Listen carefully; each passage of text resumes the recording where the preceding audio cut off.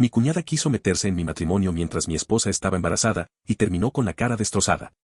Mi nombre es Julián y tengo 26 años. Llevo 4 años casado con Renata, la mujer más increíble que he conocido en mi vida. Nos conocimos en la universidad y desde el primer día supe que quería pasar el resto de mi vida a su lado. Es inteligente, compasiva, divertida y tiene esa belleza que va mucho más allá de lo físico, es de esas personas que iluminan cualquier lugar al que llegan. Nuestra relación ha sido sólida, con sus altibajos como cualquiera, pero siempre marcada por el respeto, el apoyo mutuo y el amor. Ahora estamos esperando nuestro primer hijo y esa etapa nos tiene emocionados y asustados a la vez. Nos hemos preparado lo mejor que podemos, aunque sabemos que, pase lo que pase, enfrentaremos todo juntos. Digo esto porque quiero dejar muy claro que jamás pondría en riesgo lo que hemos construido. No hay ninguna posibilidad de que engañe a Renata. El problema no soy yo ni ella, sino Sofía, su hermana menor.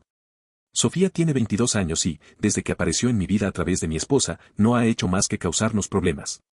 Siempre pensé que eran celos típicos de hermanas o una etapa de rebeldía, pero con el tiempo me di cuenta de que era algo más profundo. Entre ellas existe una rivalidad silenciosa que Sofía alimenta constantemente. Parece que le incomoda todo lo que su hermana logra, su carrera, nuestra relación, incluso el cariño que recibe de sus padres. Con el tiempo, sus actitudes se volvieron más dañinas. Recuerdo cuando Renata estaba probándose su vestido de novia y Sofía, con esa sonrisa irónica que siempre pone, derramó una copa de vino tinto encima. Dijo: «Ay, qué torpe soy», como si hubiera sido un accidente, pero todos los que estábamos presentes supimos que no lo fue. Renata casi se derrumba ese día y tuvimos que correr a conseguir otro vestido en menos de una semana. O la ves en nuestra fiesta de compromiso, cuando le tocaba dar un discurso. En lugar de unas palabras bonitas, soltó un conjunto de frases que eran más insultos disfrazados que otra cosa. Dijo que por fin su hermana había encontrado a alguien que la soportara y que yo era un santo por casarme con ella. Yo traté de reír para suavizar el ambiente, pero vi el dolor en los ojos de Renata. Esa misma noche, cuando los invitados se fueron, ella encaró a su hermana en la cocina. Lo que se dijeron no lo sé del todo, pero la tensión fue brutal. Y a todo esto se suma un tema más incómodo, el comportamiento de Sofía hacia mí. Al principio pensé que eran simples bromas o actitudes inmaduras, pero con los años se volvieron evidentes las insinuaciones. Ha hecho comentarios inapropiados, ha buscado rozarse accidentalmente y me ha lanzado miradas que dejaban claro lo que quería. Nunca olvidaré una Navidad en casa de un tío de Renata. Sofía estaba pasada de copas y, delante de varias personas, dijo que yo era demasiado para su hermana, que conmigo podría pasarse un buen rato. Tuve que alejarme antes de que las cosas se salieran de control, pero esa noche terminó en una pelea enorme entre ellas y nuestras vacaciones quedaron arruinadas. He intentado mantener las cosas civilizadas, sobre todo porque sé cuánto le duele a Renata el comportamiento de su hermana. Ella siempre guarda la esperanza de que algún día puedan tener una relación normal. Yo, por mi parte, he puesto límites claros y me he mantenido a distancia. Pero Sofía parece verlo como un reto. Y ahora que Renata está embarazada, todo ha empeorado. Mi esposa está en su segundo trimestre. Las náuseas y el cansancio han sido constantes, al punto de que tuvo que reducir sus horas de trabajo. Hemos tratado de llevarlo con calma, pero ha sido difícil. Renata se siente vulnerable, cansada y, a veces, de mal humor. Yo hago todo lo posible por apoyarla, pero sé que no es fácil para ella. Y en medio de este contexto apareció el mensaje que me dejó helado. Esa tarde estaba revisando mi teléfono cuando vi una notificación de Sofía. La abrí sin pensar demasiado, pero lo que leí me dejó paralizado. Julián, sé que Renata no debe estar muy disponible contigo ahora por el embarazo. Quiero que sepas que estoy aquí si necesitas apoyo, físico o emocional. Podría ser nuestro secreto. Me quedé mirando la pantalla como si las palabras no tuvieran sentido. ¿Realmente Sofía me estaba ofreciendo una aventura? ¿Justo ahora, cuando su hermana está esperando un hijo? Bloqueé su número de inmediato. No respondí, ni siquiera lo pensé. Pero desde ese instante supe que estaba en un callejón sin salida. Esa noche no pude dormir. Daba vueltas en la cama con el celular en la mano, sin saber qué hacer. Bloquear a Sofía había sido lo correcto, pero eso no resolvía nada. Tenía que decidir si contarle a Renata o callar para no añadirle más peso a todo lo que ya estaba cargando con el embarazo. Pero guardar silencio era igual que mentir. Y lo que más me aterraba no era el mensaje en sí, sino lo que podía pasar si Sofía se inventaba algo. Ya había demostrado antes que no tenía reparos en manipular situaciones. Si ella decía una sola mentira y yo no había contado nada, ¿quién iba a creerme? Me levanté de la cama y me fui a la sala. Me senté con las luces apagadas, solo, escuchando el silencio roto de vez en cuando por los ruidos de la nevera. Pensaba en Renata. En su cara cuando vio arruinado su vestido de novia, en sus lágrimas contenidas después del discurso venenoso de su hermana. Pensaba en cómo había soportado tanto tiempo esas puñaladas emocionales y aún así le quedaba cariño por Sofía. ¿Cómo iba a reaccionar al saber esto? Parte de mí quería encarar a Sofía de frente y decirle que se olvidara de su juego, que lo que había hecho era inaceptable. Pero otra parte me decía que eso solo le daría más munición, que podría tergiversarlo a su manera. Y aunque siempre he tratado de mantenerme firme, esta vez el miedo me calaba profundo. No por mí, sino por Renata y el bebé. El estrés no es bueno en el embarazo, y menos en uno tan complicado como el que ella estaba teniendo. Al amanecer ya tenía claro lo que debía hacer. No podía ocultarle algo así a mi esposa. Si quería protegerla, tenía que ser honesto, aunque la verdad la destrozara. Cuando Renata se levantó, yo ya estaba en la cocina preparando café. Apenas me vio, notó mi cara rara. Me preguntó si había dormido mal. Le dije que necesitábamos hablar y le pedí que se sentara. Sentí como el estómago se me cerraba mientras sacaba el celular del bolsillo y le mostraba el mensaje. Vi cómo sus ojos se llenaban de incredulidad. No porque dudara de mí, sino porque no podía procesar que su propia hermana se hubiera atrevido a escribir algo así. Leyó el texto una y otra vez, y al final solo murmuró. No lo puedo creer, ¿cómo pudo? Le conté todo. Que había bloqueado a Sofía al instante, que no le respondí nada y que había pasado la noche entera pensando en cómo decirle la verdad. Le expliqué que no quería cargarla con más preocupaciones, pero que ocultárselo habría sido peor. Renata se quedó en silencio largo rato, procesando. Luego me abrazó y me agradeció. Dijo que necesitaba tiempo para asimilarlo, pero que confiaba en mí. Antes de irse a trabajar, me aseguró que hablaríamos bien del tema en la tarde y que probablemente llamaría a sus padres. Yo me quedé con el corazón apretado, sabiendo que lo peor estaba por venir. Porque si algo he aprendido en estos años con Sofía cerca, es que nunca se queda callada. Y esta vez, la línea que había cruzado era demasiado grave. Cuando Renata regresó esa tarde, ya venía con decisión en los ojos. Me dijo que había pensado todo el día en lo ocurrido y que no podía dejarlo pasar. Me tomó de la mano y, sin rodeos, me dijo que iba a llamar a sus padres. Yo intenté prepararla, porque sabía que mis suegros solían justificar el comportamiento de Sofía, pero Renata no estaba dispuesta a tolerar más. La llamada fue tensa desde el inicio. Les explicó con calma lo que había sucedido y les envió la captura de pantalla del mensaje. Al otro lado de la línea, escuché a Claudia, su madre, soltar un suspiro de incredulidad y a don Ramiro guardar un silencio que parecía pesar toneladas. Al fin dijeron que estaban decepcionados, que no entendían cómo Sofía podía hacer algo así, pero también noté que buscaban suavizar la situación, como si intentaran encontrar una explicación menos dañina. Esa noche nos prometieron que hablarían con Sofía directamente y que después nos contarían qué había pasado. La espera fue interminable. Renata no podía quedarse quieta, caminaba de un lado a otro en la sala, mientras yo intentaba calmarla. Finalmente, la llamada llegó. Pusimos el altavoz y ahí estaban sus voces, pero no con las noticias que esperábamos. Sofía les había dicho una versión completamente diferente, que yo la había estado buscando desde hacía tiempo, que me enviaba mensajes y que lo que Renata había visto era solo la parte final. Según ella, yo había borrado el resto para que pareciera que todo era culpa suya. Sentí un vacío en el estómago al escuchar semejante mentira. Tenía la audacia de inventar toda una historia, confiando en que sus padres dudaran de mí. Y, por unos segundos, noté esa vacilación en sus voces.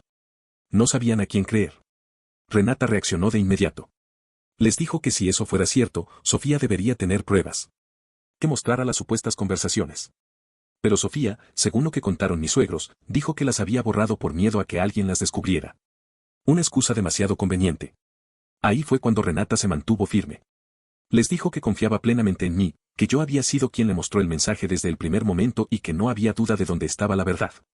Les pidió que dejaran de buscarle justificaciones a su hermana y enfrentaran lo que había hecho. Colgamos con un sabor amargo.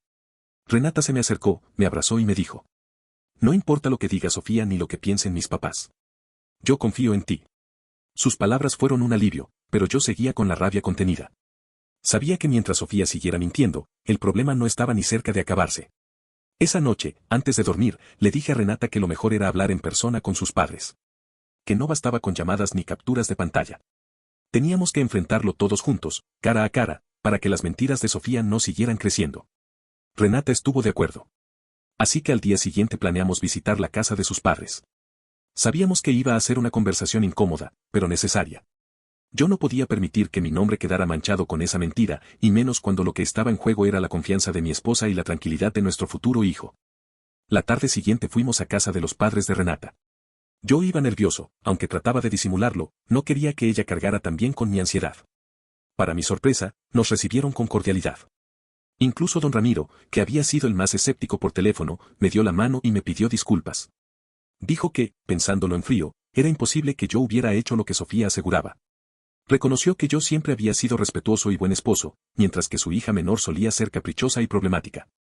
Eso me alivió, pero aún quedaba lo peor, la confrontación. Mis suegros decidieron que lo mejor era hablar directamente con Sofía y aclarar todo de una vez. Llamaron por teléfono y le pidieron que fuera, sin decirle que nosotros estábamos allí.